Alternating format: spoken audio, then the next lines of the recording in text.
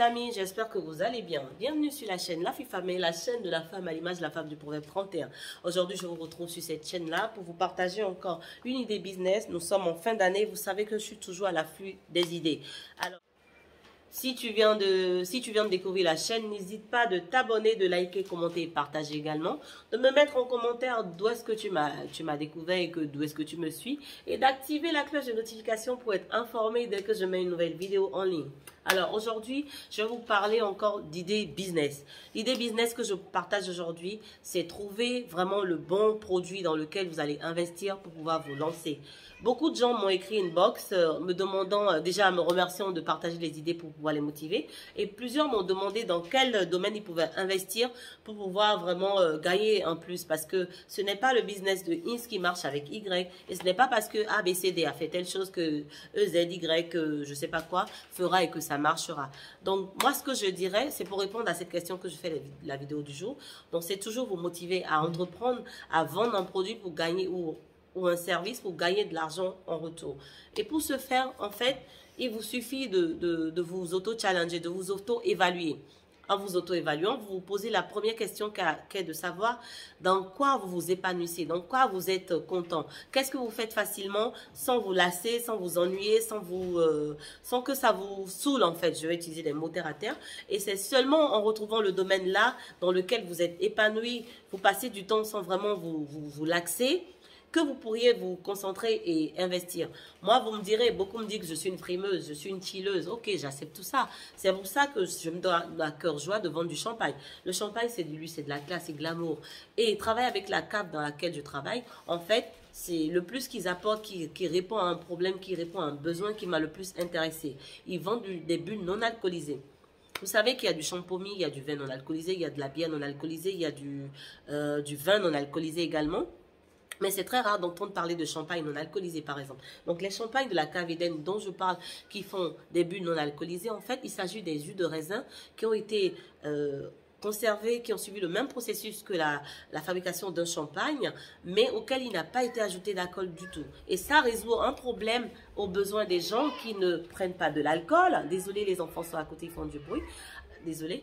Aux gens qui ne prennent pas de l'alcool, aux auto-entrepreneurs qui font leur business et qui veulent quand même boire aussi et partager de bons moments, partager, prendre des bulles également, profiter, mais sans être obligé de prendre de l'alcool. Et quand j'ai participé à plusieurs événements dernièrement en sponsorisant et en participant à des salons, et des fois les gens étaient émerveillés d'apprendre qu'il y avait des bulles non alcoolisées qui existaient.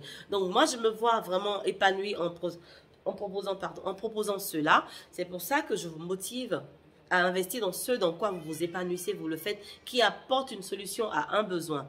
Hormis cela, il y a une dame qui m'a dit qu'elle aimerait investir, mais elle ne sait pas dans quoi elle va investir. Je lui ai dit, si elle aime faire la cuisine, elle peut proposer des packs de coffrets de gâteaux ou des petits mets, des plats cuisinés qu'elle peut mettre en ligne avec un bon packaging. Elle peut le livrer aux gens de sa région, se faire connaître et plus tard livrer même à l'international si elle veut, ou encore même faire de la prestation du service à domicile. S'il y a des gens qui aiment la coiffure ou les customisations de mèches ou qui aiment tout ce qui est fait à base de main, vous pouvez vous personnaliser dans la vente de mèches ou même dans les tresses. En fait, trouvez vraiment votre pourquoi, votre big why, ce qui vous motive à faire pour apporter de la solution à quelqu'un. C'est cela que je viens partager avec vous. Et ça, c'est pour répondre à une abonnée qui m'a demandé, elle ne savait pas dans quoi investir. Elle n'était vraiment pas motivée. Mais le fait que je partage des idées d'activité, ça l'a boosté. Elle veut passer à l'action et elle ne savait vraiment pas comment se lancer. Donc, il faut vraiment faire l'analyse de soi-même, se poser les bonnes questions, arriver à trouver son big why, ce dans quoi on est épanoui, ce qu'on fait sans se lasser et qu'on fait vraiment à cœur joie, et pouvoir maintenant se lancer dedans. Et pour se lancer, pour ne pas échouer, moi je vous conseille vraiment de faire une étude de marché ou encore de prendre des cours. Suivez des formations pour vous faire former.